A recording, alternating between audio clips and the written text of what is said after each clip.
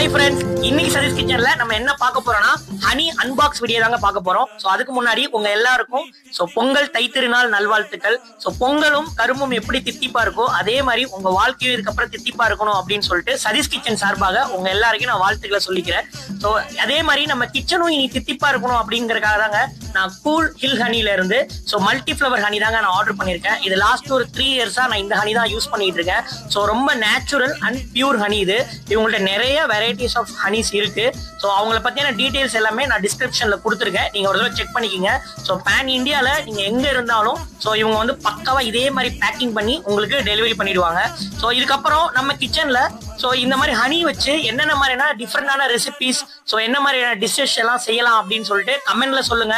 So நம்ம ஹனில டிஃப்ரெண்டா பண்ணி இதுக்கப்புறம் வீடியோஸ் போட்டு அசத்திடலாங்க.